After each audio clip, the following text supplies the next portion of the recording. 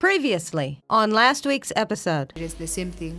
So my mama akaamua wacha auze vitu za hao na hai. So tutakaaje huku, watu hiyo watakuwa narukaje shule. Mother akasema ukiwa na shida hata kuchoo kwa choo utaishi. Hakuna mali hawezi ishi. Ungewahi niambia kutoka hiyo na kublock. Yaani wewe story yangu na yako imeishi hapo.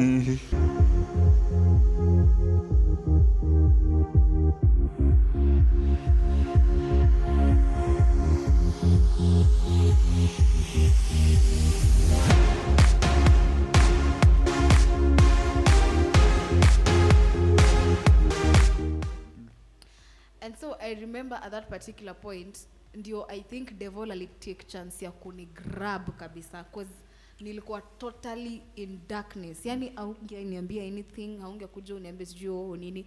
Remember that time, yes I have a talent of singing, but sijielewi.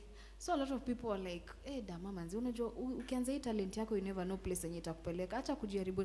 Yani ungewahi niambia kitu kaa hiyo na kublock. Yani wewe story yangu na yako imeishia hapo. Kila mtu alikuwa ananiambia tu stories za God, stories za sijui nini, nilikuwa na block. Kila mtu. Nafu. Yes. Ndo mfike hizo ni finance. Hizo ulikuwa toa do wapi juu mwezi hapo.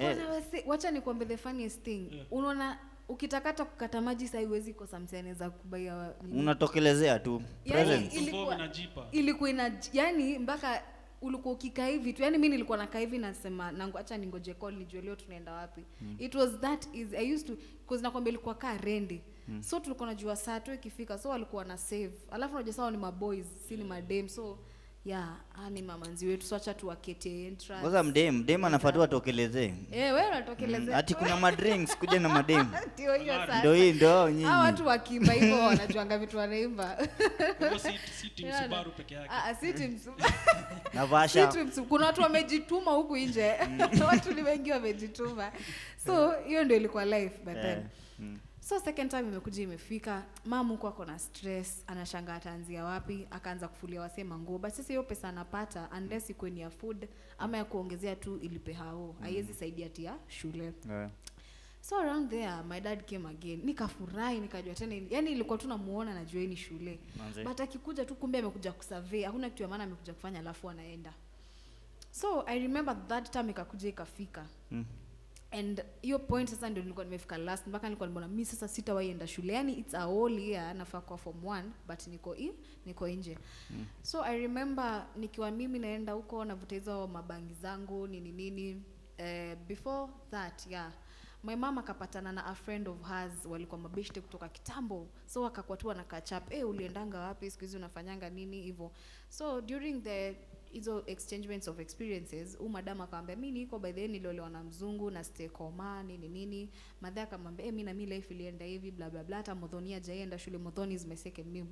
So huyo madam akasema naweza kusaidia but in one condition, if you guys come and work at my place as housemaids. So in terms of payment I won't pay you cash but nitaingiza hiyo malipo itakuwa ni kama kusomesha Dama sasa. So uende shule. Paka form 4 malize. So that was that term. Young ones. Walikuwa primary, madeni zina pile mpaka leo tuko tu na deni huko, lakini Mungu atatusaidia. Mungu atasaidia. Because ndio mmoja amemaliza class 8 this year na the other amemaliza form 4. So but at least wa secondary tulikuwa tunasaidika na bursaries, venye bursaries zilikam zitusaidie sana, but sa primary hapo ndio bado niko. So venye walikam wakapatana madeni nini, akamwambia mama akasema it's okay, me so long as mso ingie shule, that is the most important thing. So that thing was so heavy for mom because alikuwa anashangaa atakujaje kuniambia twende tukafanye kazi kama housemaids ndio niingie shule. But sasa since life ilikuwa nisha accept vile iko, mama alini explainia yani venye alianza hiyo kuniambia kitu already nilikuwa nishaingia box. So nikamwambia tu it's okay, haina shida. So I packed my things and like the next day nikaenda kwa hiyo madam Koma Rock. So nilikuwa naishi huko. So tulikuwa tuna interchange shifts na Madhe. Nikiwa shule Madhe anafanya shift yake, nikirudi kwenye ameachia naendelesha hapo. So I remember nikakuwa admitted shule ilikuwa inaitwa Brucewood iko Kayole. So at that point I remember niliingia shule watu wakifanya exam ya kwenda the next class. I was blank. So nakumbuka hata principal akiniambia wewe andika tu jina ama andika tu tutaandika. The good thing is umeadmitiwa shule. From there we will help you through. akasema it's okay, no problem. So I remember in one of the Saturdays when we were doing the general cleaning, the lady just akabump in akasema so there is my 10,000 shillings yenye ilikuwa kwa bag na ninaitafuta sioni, so where is the 10,000 shillings? Madha akakuwa like okay, mi kwanza ndio nimesafisha hiyo room yako but sijapatana na hiyo do anywhere, where exactly was the money? So madha huyo madam akaanza kuoverreact, sasa unataka kuniambia watoto wangu ndio wamenibia ama unataka kuniambia mimi ndio sijui kitu yenye nasema nikikwambia 10,000 ilikuwa hapa? So it was a lot of drama. So my mama akakuja akaniambia tu I think ukipitia shida hakuna kitu wezi ambiwa, even if you're working in any institution or whatever, kila anything ikiwa misplaced, ukiwa na shida yote inakuwa tu ni wewe, unaona cause unajulikana unapitia shida. So my mom told me just go inside, pack your clothes, let's leave this place, turudi kwa mashida zetu. And that is how my shule stopped. Yani nilikuwa tu ndo nimeonja shule mwanze, labda na sponsor wako ndio huyo. Exactly, ikakatika tu hivyo. So ndio sisi tukarudi Kayole kwa mashida zetu, and now from that point, that is when my mom alikuja akagonjeka, alikuwa na blood pressure but hakuwa amenionyesha how serious it is. So mama alikuwa tu analala hapo amejifunika, yeye ananiambia tu ako sick. So that time I was the mother, and I remember those guys we used to smoke weed with, they were like a second family to me, and I usually appreciate them till date because all the time sasa zenye kuna do madhia kwa hapo, I used to go to them na ambe wase hebu nisaidieni soma so mbili wanakuokolea mama. Yeah, so they used to cater for, yani hata sometimes walikuwa nakuja na visit, wanakuja na maziwa mkate, yani walikuwa maboys mbaya. So hii 100 shillings nikipewa nilikuwa nishajua kushika kama mama. So nilikuwa najua hapa kuna unga ya kupima ya mbao, kuna sukuma, kuna mafuta ya kupika, kuna mafuta ya stove. Yani nilikuwa naigawanya inatosha na make sure we are good kwa supper na lunch. And at some particular point my mom became so sick, and I remember this day I went home with a friend of mine, nikamwambia my mom is sick, let us go check on her. So when we went there, my mom akaniambia Dama, ibuka hapo chini, kuna vitu 2-3 nataka kukwambia. So my mom akakolekea, sasa unajua kwa hii maisha sijui nini, but mimi kitu naweza kuambia wewe, ile siku yenye Mungu atakusaidia ama siku yenye atasaidia brother yako ama sister yako, usiwahi sahau mtu mwingine, usiwahi dharau mwingine, usiwahi sema ati juu umeolewa uwezi saidia brother. Yani akaanza tu kunipatia hizo advice. Nikashangaa okay, where are we heading juu umeniambia hizi vitu sana, unaona? So akanambia mimi msoma ali nimefika sasa, hata ukinifunua blanketi utaona mpaka venye miguu zangu ziko, sidhani nitaweza kusurvive. So my mama akaniambia vile na feel nikubali tu niende. So it was tough, it was hard. I remember that time nilitoka tu nje nikaenda kwa balcony na towel, and I cried so bitterly. I remember that day, I think ndo nilimeshon to God, nikasema tu God, hawezi chukua mamangu nikimuona. Kama unamchukua mchukue nikiwa hapa kwa balcony, because I remember I left my friend there trying to nini mom, because hiyo time mama alianza kutapika blood, it was bad. So niko hapo kwa balcony naangalia watu wetu uko chini venye wanacheza, na imagine yani madhe ukienda mia watu nitaanzia wapi, unaona? So I remember before leaving the house that particular point, my mom was like, you need to call daktari fulani, namba yake iko hapo, mwambie my situation is worse nini. Yote mara sijui simu tulikuwa tumeuza ama tulikuwa tumefanya nini. So I had to take that karatasi again kwa wale wasee wangu. Nikamwambia nisaidieni simu na msiniulize ni kazi gani, nitarudisha after some time. Nikakolio daktari. So the doctor tells me, hiyo dawa tu tumeandika hapo ndio solution, hakuna venye tunaweza kusaidia. So just find that medicine and itasaidia hiyo pressure irudi chini. So ukiangalia hapo 900 shillings, amna hata even a single coin. I started with those guys, niambia mko na pesa ngapi, nisipatieni oroabe mimi nitafute. Nilienda nikitafuta do, at least zipile mpaka 900 shillings. So remember when I was walking, tulipatana na my dad. Nikafurahi, nikajua at least hapa haizi kosa do. Nikamwambia baba, aki mama ni mgonjwa sana na she's like ako karibu kuenda, unaweza nisaidia tu 900 niende dawa? So my dad told me watu ugonjeka, kama mtu ni wa kuenda ataenda, kama ni wa kubaki atabaki. That is what he told me, na akaenda kukunywa. So nikajiambia sasa mimi ndio ni kama nimebeba life ya madhe kwa mkono, so I won't stand here and start being emotional out of what my dad has told me.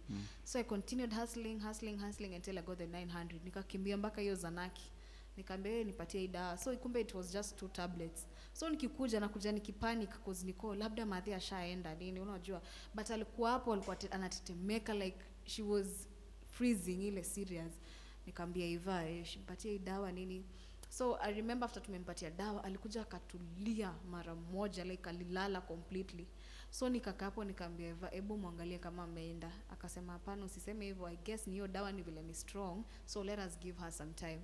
So I remember my mom aliamka I think after 30 minutes. So ndio from hapo akaanza kuniambia Damo unajua mimi nikiangalia hii situation na feel kama mzazi si play responsibility, and that's why the pressure is going up high. Unaona, nikamwambia mama usishtu, yani hata nishangaa nitamwambia nini, you see. But from hapo akasema hata give up, ataendelea tu kufulia watu manguo. You see how these women sit at the gate. That mom was strong. Yes. So that is what mom used to do. And I remember at that particular point, like after some time, so tumeingia the second year. After some time my dad came again. And now this time I was happy because every time I'm seeing him naona ni do imekam. So every time amekuja Maria yuko home. Tuko tu hapo mimi na my siblings. I remember kwanza akikam sikuwa kwa hao, nilikuwa nimeenda kuhustle juu ya sapa, juu Maria alikuwa amechelewa kidogo. So nikikuja nikaingia, sasa baba, nikasikia unasalimia nani sasa? Mimi ni warika yako, piga magoti. And then mind you, what I haven't shared is my dad used to beat me up like mara mingi. So I was suffering physical torture na emotional torture. So when we were talking about hizo beatings, nilikuwa nikitunishazoea, alafu babangu alikuwa anatafutia tu makosa. Anaweza kaa tu hivyo, ni mosquito imepita hapa, kuzembona mbona mosquito imepita hapa, unapigwa. Kama alifungua dirisha. Unajua, mbona hiyo baridi inaingia kwa nyumba unapigwa. So Zaeli alikuwa hatari. Sasa babangu alikuwa mse. Alafu hao wengine hawakuwa wanaguza, mimi ndo nilikuwa napigwa tukiwa na madhi. Hiyo siku sasa ni salamu. Nikauliza hivyo ndo unavyosalimiana? Nikamwambia pole, habari yako. Hivyo ndo ulifunzwa na walimu? Shikamo. Hivyo ndo ulifunzwa? Shangaa gai. Horoa yani hakuna yenye nafanya. Unajua salamu zote ilikuwa ni noma. So nikapiga magoti kama kawaida, nikamwambia weka hizo vitu hapa cha kujifanya umetoka kununua vitu. Mamako ako wapi? Nikamwambia mama alienda kufulia watu manguo kwa sababu sasa nimekaa sana itania sijakuwa shule. Ati hiyo ni ujinga gani unaniambia? Mamako ni wapi hapo ameandikwa kazi kwenye utaniambia akienda atarudi na pesa ama atalipwa mwisho wa mwezi, kama si kazi ya umalaya anaenda kufanya. Wow. That was the first day I answered my dad back. Nikamwambia baba, mimi najua mama afanyangi kazi ya umalaya. That was out of ile kazi ya umboch tulifanya. So nilikuwa yani sisi tumestruggle na life, we have done even the worst thing that mtu anaweza imagine. And then uko hapo ukiniambia ati ni kazi ya umalaya, tunafanya nini? Tunafanya. So mamzee akakwelekea, naona nyinyi wajuaji sana, mnajua kujifanya venye mnafanya kazi juu mimi kama kazi yangu ifanyiki sijui nini.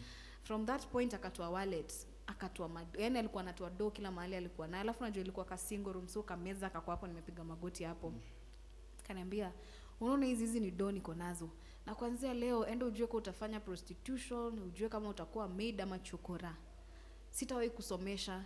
Afadhali hizi pesa nizimwage na sewage nione zimeenda, ama niende nilewe zote, lakini sitawahi kusomesha. Si nyinyi wajuaji sana, mnajua kutafuta pesa nini.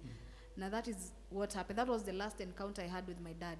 So he called the second wife, akamwambia tupatane club, start ordering, I'm coming. Na hivyo ndio alienda. Na hii condition instead your dad alikuwa ya kwa violent. Do you think it's a mental condition ama ni nini uinstinct kwa hivyo? Well, I don't know, cause I think for him he was just being too bossy. Alafu considering of whatever he was doing, ni kama ukiwa tu uko kwa hiyo field, uko tu na ile laziani unaona kila mtu exactly. Kwa sababu ni akwa hivyo alikam tu ku transform after all that was happening. You understand? So I wouldn't say it's a mental disorder, because I don't know much about that. But yeah. What about generation? Ukirudi nyuma uangalia generation zao, kuna habit kama hiyo? No, that's no. The funniest thing ni yani tu yake ilikuwa special case. Wow.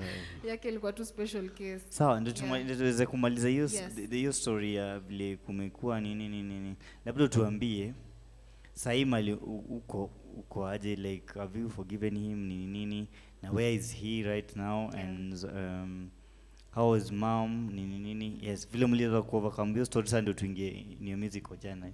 Yes. Before that, do you feel your dad failed you?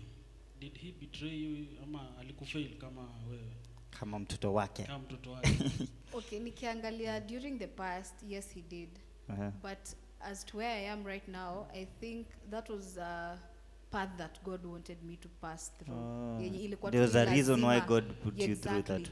Yeah, that's what I'm saying. Nikiangalia the past, yes he did big time, because sikuwa isoma na do yake, you know, because you expect having a father figure, that is one of the responsibilities he needs to do. Yani afadhali akose kukupea kitu ingine lakini masomo ukwe iko sawa. So you asking me about afterwards. So I remember after that incident happened and they shared with mom whatever had happened. Akaniambia tu pesa ioneshangu jua, wacha tuombe hiyo do.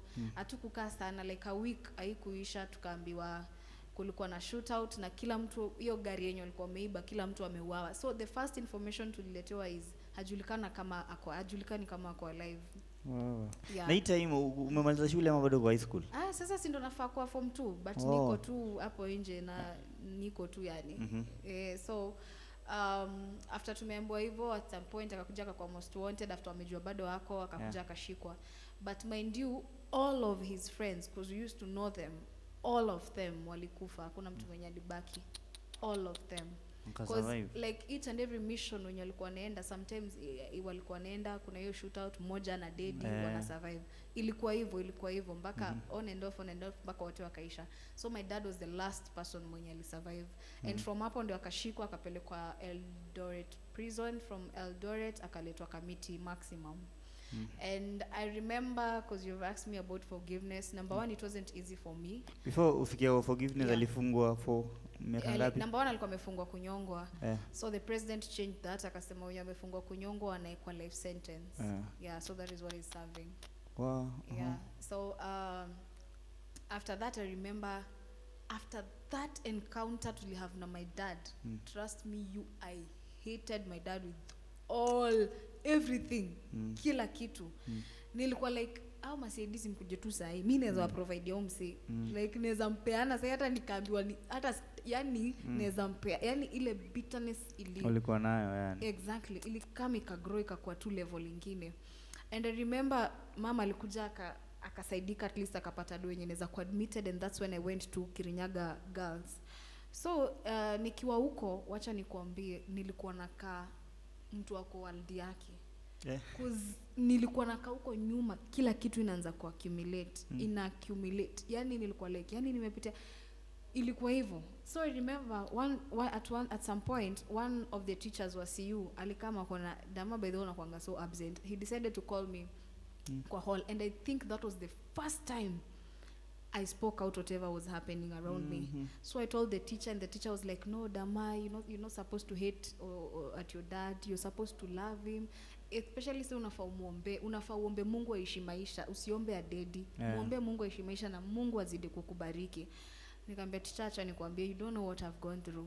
You cannot tell me that forgiveness is one of the things itafanya ni move on a life. I remember that teacher kept on insisting. I walked out of that hall. Nikamwambia teacher, I'm not ready to entertain whatever you're requesting me. Na hiyo ikakuwa hivyo. So so ilibidi nimeanza form 1 because sikuwa na experience yote, yani niko tu nje, nikabidi nimeanza form 1 afresh. And ikafika mahali nikakuwa tu na ugaza mingi, kuja nikachoma shule tena. Tukayole. Tukachoma shule, tukalala pale Sagana police station. Umelala ndani hata wewe? Tukiwa na wenzangu, and from hapo nikaexpeliwa shule. And hapo hata madhangu alichoka na mimi, alisema sasa mimi sikutafuti shule juu sijui nitaanza kwa, yani hata una barua ya kusema, unaona? But I remember that particular point, transformation yangu ilianza tu kwa pole pole. God alianza kutuma different people wenye walikuwa so persistent with me, wenye walikuwa like wananifuatilia all the time. And I remember in one of those sessions, nilikuwa tu nimejitayarisha, nimekaa kwa hao, niko like leo form inatokea wapi. Nilikuwa nimejitayarisha nimekaa, but niko kwa hao peke yangu. Then I remember that was the day my transformation came in, cause nikiwa hapo I felt like it's like I was having a conversation with someone that I'm not seeing, and then this someone was just asking me a lot of questions. It was like challenging me. Dama, angalia place nimekutoa. Dama, sijui nini, is this the path you want to follow? Sijui nini. And it left me with one option: you have to give your life to Christ. And then is when I unblocked one of my friends. Nikamwambia, hey, Jemo. Niaje. Sasa ile story ya kuokoka manzi, I want to give my life to Christ. And then this guy was like, Damu unajua unakuanga joka. That was the first statement he told me. Wewe unajua unaokokanga leo na backslide kesho. So itakuwa tricks. Nikamwambia pana Jemo, si wewe umenitafuta ni mimi nimekutafuta. So that's how serious it is. Help me out. I want to give my life to Christ. And I remember I cried. And from then, that's when I got saved. It was 2015, 25th December. It was in Acacia, yeah.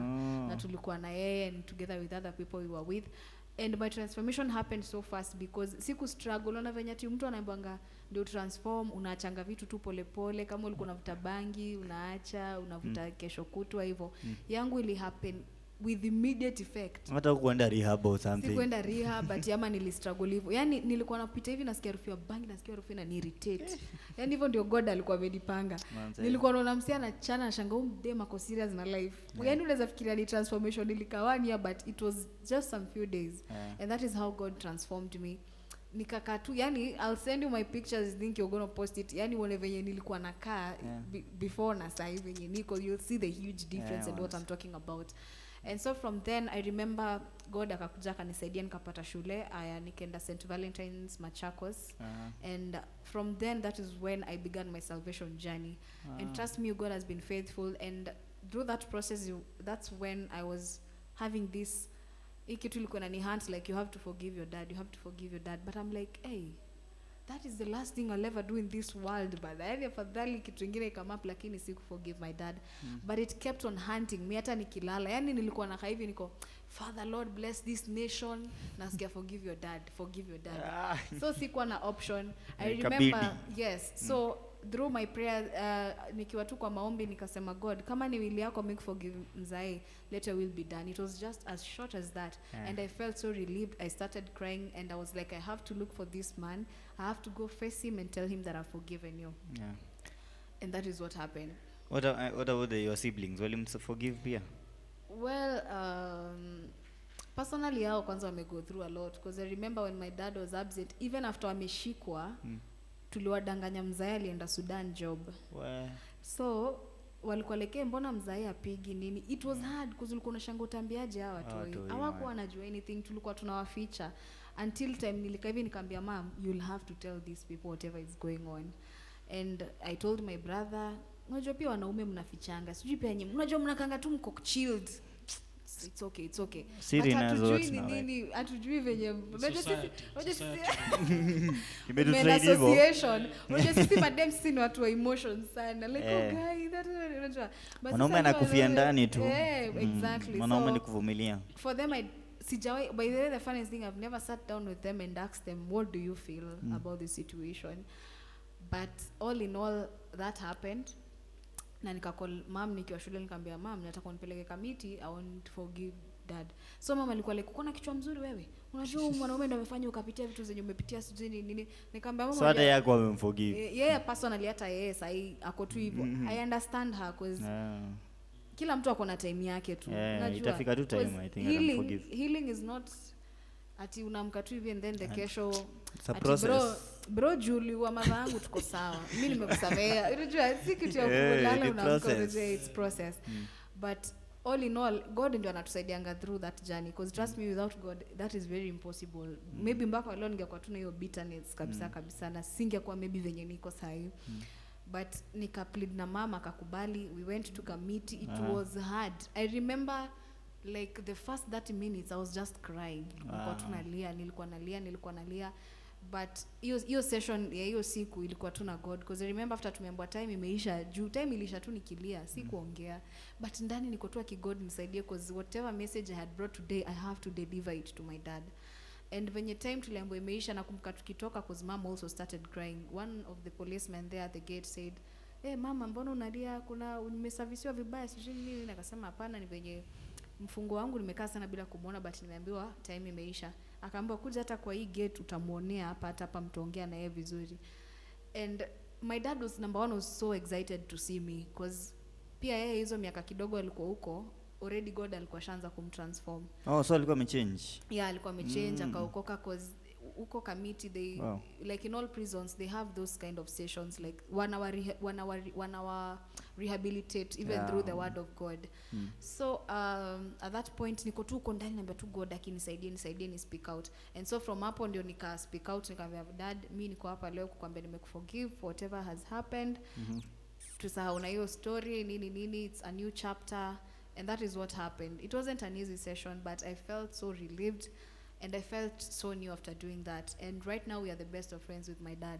Wow, so you mwenda kumtembelea nini? A lot of times. And do you think your journey ya kupitia hizo ma struggles may affect how you make decisions sahi ama God ali Well, kitu mimi ushinda nikisema ni when I was in the darkness it was tough because unajua ukiwa uko tu hiyo zone una making a decision out of whatever you're experiencing, unajua. So kama umenikosea niambiwe sahi, hebu niambie kama utapatia leak job, asipewe, anapewa nani out of kitu lini, unajua. But once nimekam nika recover out of all that situation, and now I'm taking life or whatever situations in a positive way, trust me, you'll be in a sober and a sound mind to handle whatever comes in. Oh, nice. Yeah. Kuna kitu nimepick kutoka kwa story yako. Yes. That watu confuse na addiction. Yeah. Yours was not addiction. Hiyo ndo kitu na pick. Yeah. It's just that you needed a break ama you needed kitu ya kusaidia kusurvive. Comfort, yeah. Si uongee tu na ma youth huko nje waeleze. They still hope. Yeah. Watu wanaingia drugs kama ajui ni nini. Yeah, that's for sure. Yeah. Talk to them. Yes. Ile. So to everyone who is watching me outside there, this is my word to you. You have heard my story, and out of that story, umesikia, I was finding comfort through drugs. But a lot of things are happening today in our society. A lot of things might be happening even in your family, and you think that is the way. Wewe unafikiria maybe kutake life yako, that is the option for you to survive or to end whatever situation is in you. There is one thing I came to understand when I came to the light is any situation that you're going through, it's not permanent. And again, even the word tells us that God formed us into a mother's womb with a purpose and for good and greater plans, not to destroy us. Kama unajua story ya Joseph, story ya Job, these are people that have gone through the worst and they are a good example to us. Kwa hivyo si ati imeanza na wewe. Don't think you're the first person to experience whatever you're experiencing. Ilianza kwa Bible. And for me, that is where I draw my inspiration. That is where I draw my comfort. That is where I draw my... That is where I find my comfort and peace. So if you're there and you're watching me and you're in that tough situation, just know that nothing is permanent. The situation is not permanent. Don't end your life. Don't do drugs kwa sababu the fact that you're doing drugs, itaenda accumulate and you'll become an addict. Yeah. And instead, it'll make even situation ikwe worse, you end up kwa rehabilitation center, ama ukuje udedi kwa sababu you cannot even handle it anymore. Just trust in God. Find a way whereby you can, put or cry out to God, because hata natuambia, if you lay your burdens to me, I will lift you up. Kwa sababu even God sacrificed his son Jesus on the cross because of our sins. And because of us. Nothing is impossible. It doesn't matter how much time it will take. It doesn't matter how long the situation will take. Just enjoy that season in that pit, kwa sababu God is creating a testimony for you. Amen. Si umehubiri, umepreach. That is nice.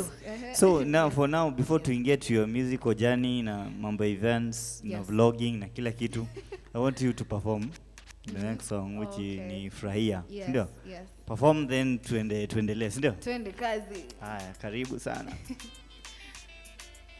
You ready? Sound like we're ready. Sawa, kwa tu ready. Jipange mdogo.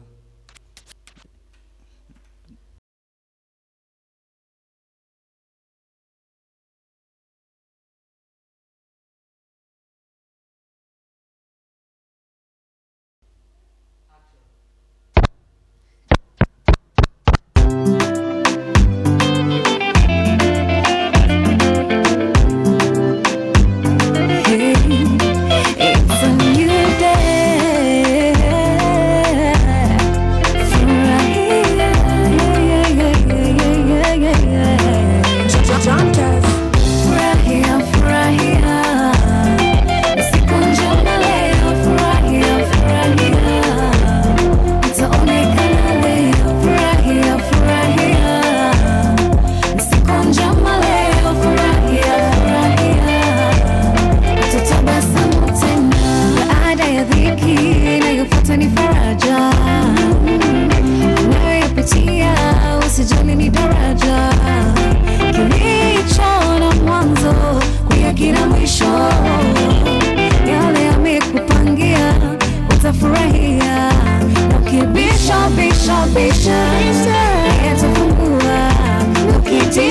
itisha itakupa, japo kuna kiza kinene, utapambazuka wewe, utashinda shinda shinda.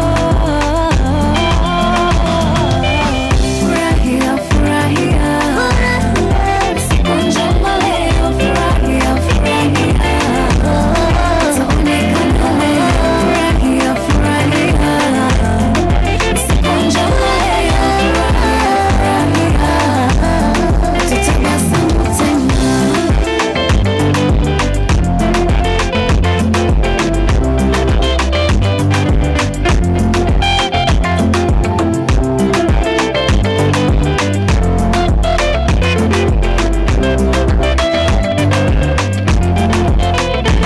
Sikubali kamwe kukufa moyo, haya majaribu ni kwa muda mdogo, ila ya kesho ni Mungu ajuayo. Kuwa na imani na mwamini Baba, japo kuna kiza kinene, utapambazuka wewe, na utashinda shinda shinda.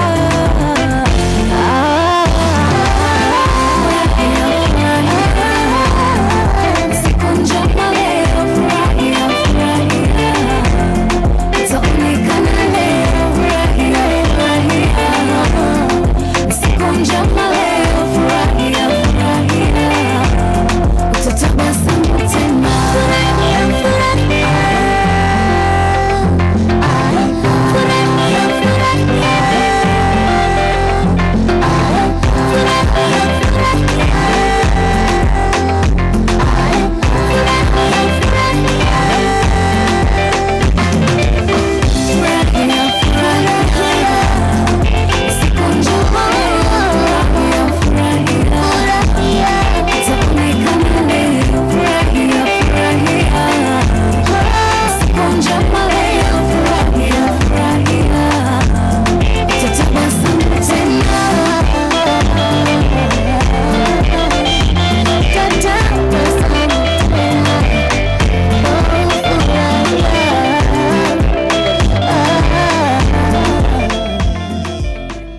Hapo kwa kuperform pia uko sawa.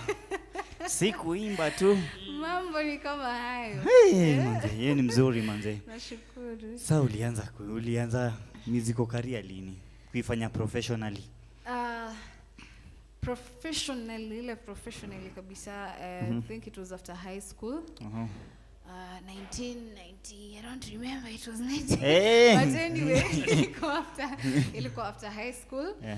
That is when I started doing music with a sober mind and seriously. So I was in a group before.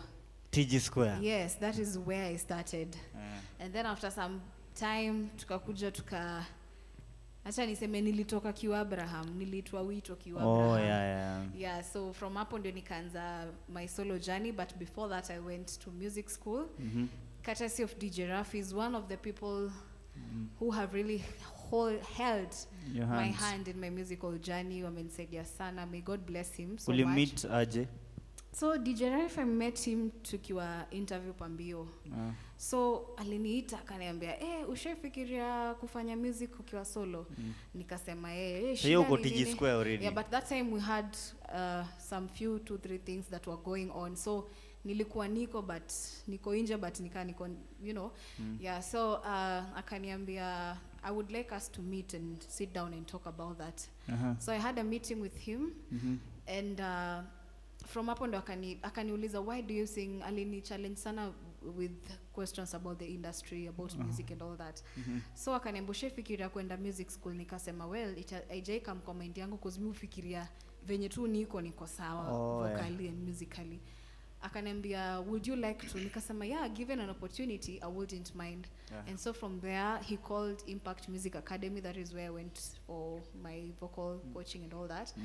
And nikaanza shule na nikamaliza, and from hapo sasa ndio nikakuja nikafanya hii cover song ya Ipo Siku, and then to Furahia, and then now to the Forward.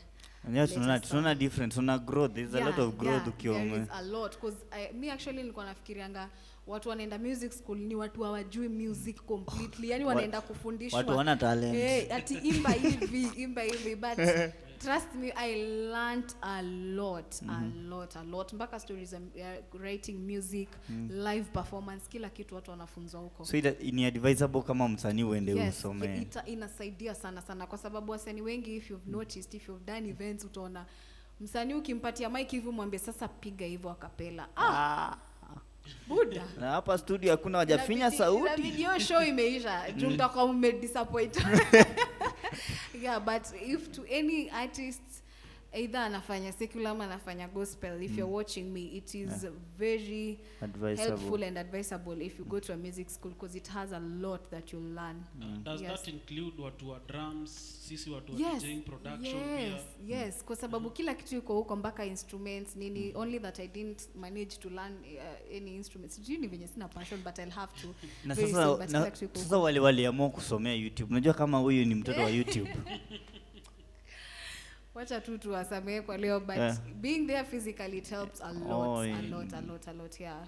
Nice. Yeah, so that is how I started my music. Yes, amazing. Impact Music Academy, it is in town, Veteran House. And about event organizing. Huyo ulisomea ama ni talent? No.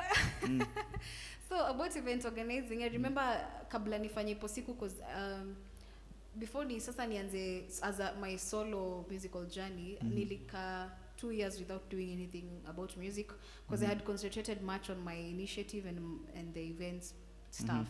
So it was just a passion. And there was this team that I was working with, Ilukonito Vibes Nation. So through that, kwa sababu nilianza na stage management kwanza, and so from hapo ndio nikaanza ku develop other more things. Nilikuwa na feel nimefanya hii, I'm able to do this well, I can take it as a career. And that is how event planning started.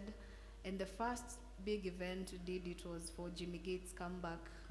Yes, and then secondly it was for Ekodida and many other events. Hata DJ Raf kuna nyumfanyia pia, sinda? Yeah, but not really part of planning, but yeah, ilikuwa tu hapo. Organize. Nakumbuka show fulani ya ilikuwa pale Two Rivers. Yeah, inaitwa Pasaka, Pasaka party. COVID manze ilifunga Pasaka, my friend. COVID.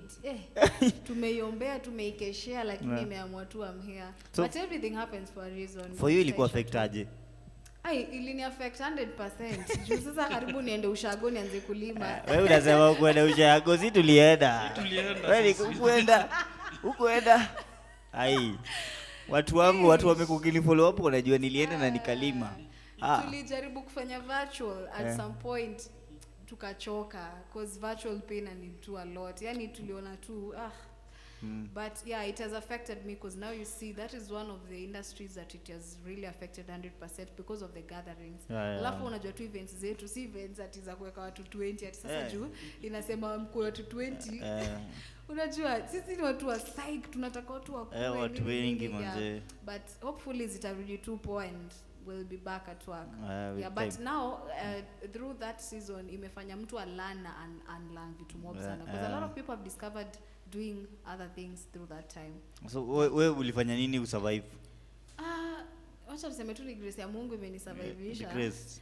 Yeah, but through that period I was doing a lot of music, and which is more is coming. Yeah, so that is what I was doing at that time. Na hiyo period hata uli affectiwa na depressions zenye zinatu affect kama wasanii hiyo time. Your finances. Hapana, mimi sikufika hiyo level. Ama uli observe.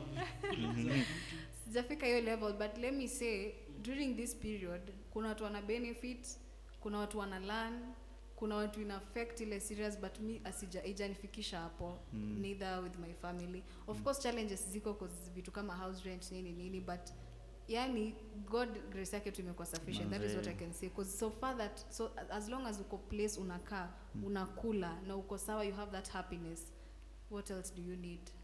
So hiyo ilikuwa challenge kubwa sana. Apart from that, hiyo challenge ya COVID, challenges zenye ziko kwa industry zingine zenye zimekuwa noma sana for you imekuwa gani?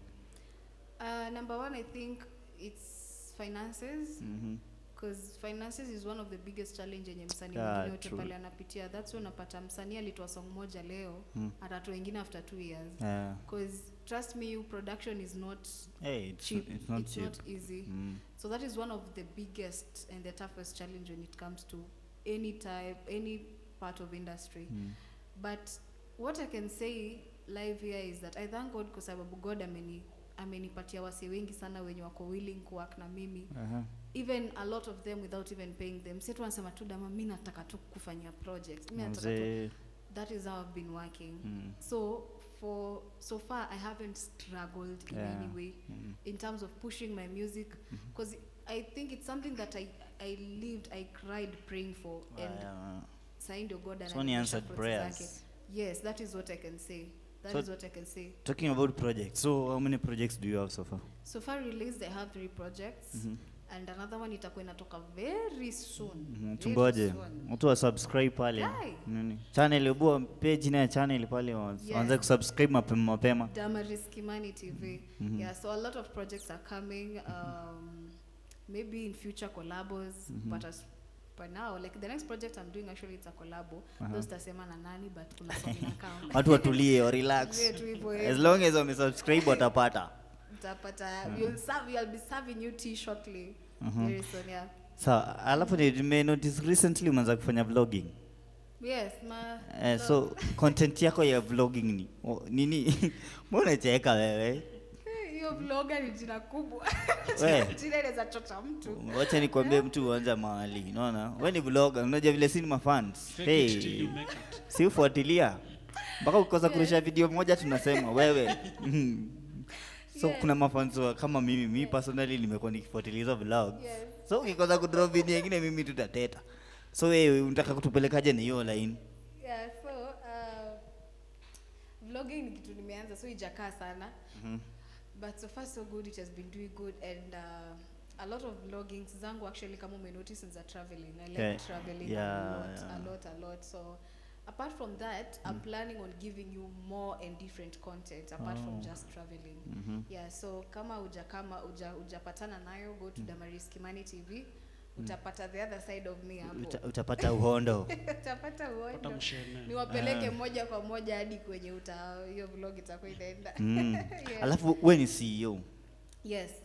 Tell us more about that. Yeah, so Most Loved Initiative, it's an initiative that deals with the less fortunate in the society.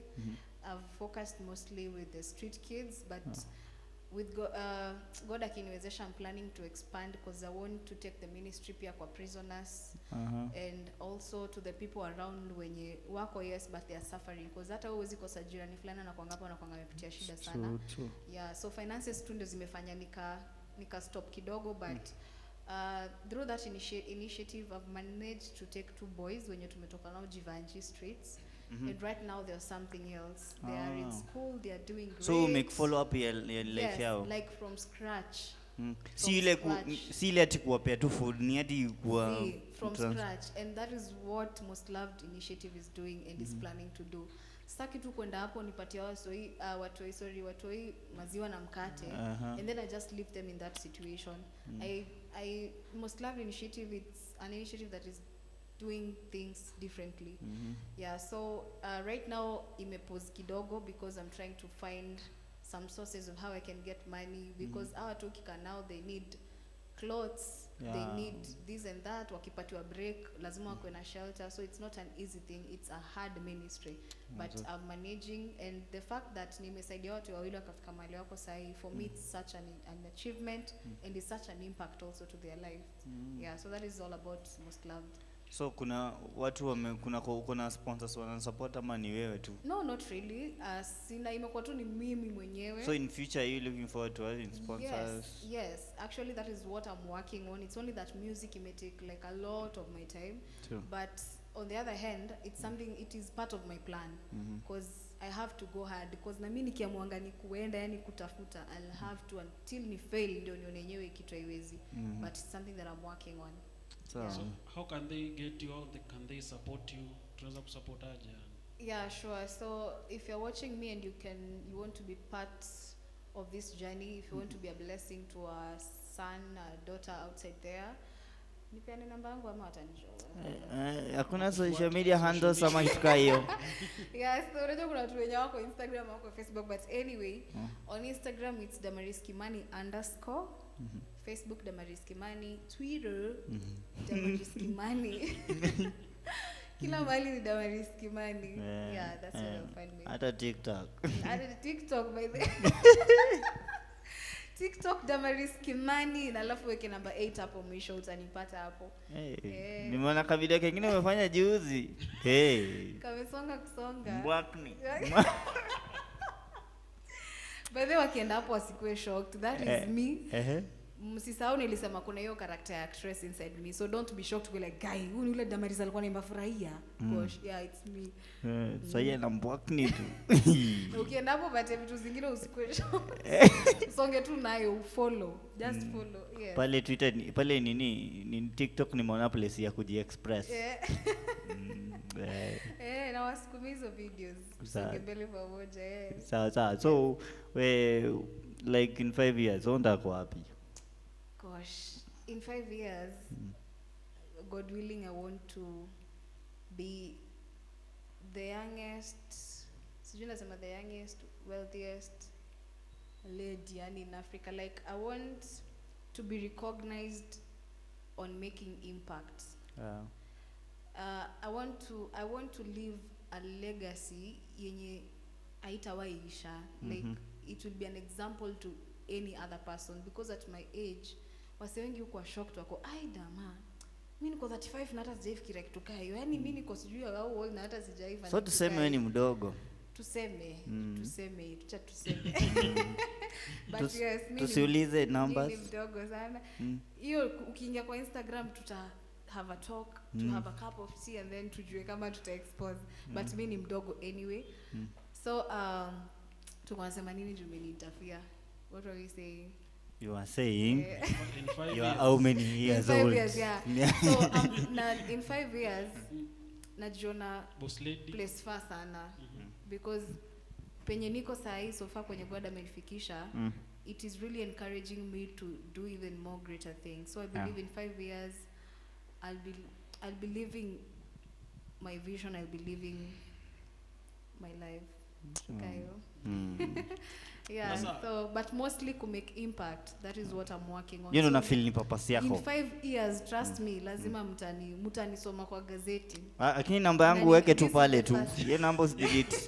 Nitaandika mpaka kwa ukuta juu ile pesa nitaenda nayo 5 years itakuwa noma sana. Inakuwa noma. Yeah. Wow.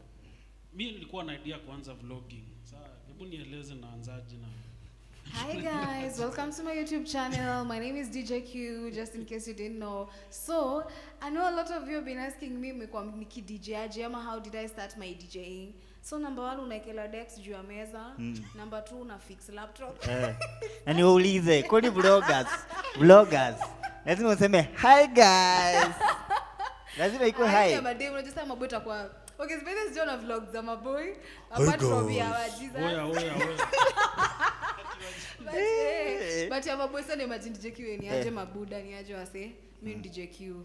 So unajua wase okay sijui but for ladies. Ndio tunaanzanga. So tuseme kitu si ya wanaume.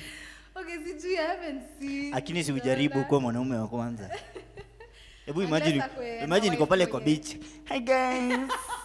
Niko Mombasa. Welcome to my Nazomna Julie Zaliona kula nini guys? So I'm at this hotel and I decided alafu huyu unajua huyu kwanza unajua hata mkianga gym. Wasai leo tunapiga gym. Tunafanya mkono. So unajua unauliza hapo mkono msee uduaje. Lakini nime notice unaona watu wa gym hawananga base.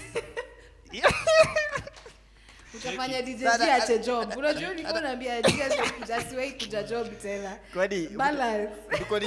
Kwani mtu akigain weight ana lose base. Heshima idumu tafadhali, heshima. Lakini nisamehe unajua sijapiga gym. But ni hivyo tu. But unaweza angukia upate wife ama dem tu yani baby kiss tuanze vlog. Msikie mnajiita the cues.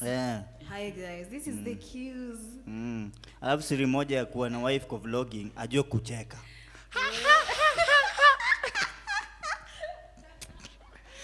Hivyo ushapata subscribers. Hivyo tu. Hiyo kazi ngumu kwa wanaume. Yani sana. So utaconsider kama utaanza. Ndio. Tunaweza fanya moja na yeye. So Very helpful. Mta hook up. Yeah. Otherwise manze, I think tumalizie hapo. Story yako imekuwa interesting sana. Nashukuru. So I think uta wrap up. Ugote watu wako wenye wako pale ushukuru kuwatch alafu kwa social medias alafu your final word. So to everyone who is watching Look TV, thanks a lot for tuning in. It's such a blessing. To all my fans, kwenye nawajua na kwenye hawajui, but you've been supporting my ministry, you've been supporting my content outside there. May God bless you so much. Don't give up. Tuendelee hivyo, let's grow together mpaka place yenye Mungu atatufikisha. And other thing, nawasalimia pia. Hi. Tuma fire emoji, tumie ka high five hapo chini. Na kama uja subscribe. It's either uende hapo ama we take action. It's up to, yani you have no option but to subscribe and to check out the great things inside there. Yeah, and my last words is remember no situation is permanent and everything happens in this world happens the time God chooses, not man. Kwa hivyo usiende hapo na kierere ati unataka kununua Range Rover juu unafikiria ni wewe unataka. Utaenda huko my friend, tutasikia stories zingine kwa habari za leo. Tunafahamika kwamba ndugu yetu aliweza kupata accidenti. Unajua, don't do things with your pace, do things with God's pace and His time is always the best. Manze hiyo imefika. Manze tunashukuru sana kwa kukuja. Imekuwa amazing sana hiyo interview. Tumefurahia story yako, tumekuwa inspired. Thanks for coming. Mimi sina maneno ya kueleza hata ila kusema tu asante. Wewe wasemaje kaka? Pia nasema asante kwa kila kitu. Especially hapo kwa vlogging. Asante sana. Ni encourage. Shukuru sana. Manze imekuwa short poa. Tunashukuru sana kila mtu tayari. Shukran man. Asante sana manze. Shukran. I really appreciate. Najua kuuliza kama uko single lakini kuuliza utakuuliza pale kwa comment section kwa inbox. So guys, thank you sana for watching. Thank you for creating time manze. I really appreciate it. Continue subscribing, continue sharing, nini. Pale ndio. Na pia encourage my youth. Hii platform ukifika my youth. Especially hizo matrauma. Ni mbaya. Ninaoma. Sawa, encourage kwa social media zake. Sawa. Haya, kutoka sisi manzetu wawekie manzetu. Bye.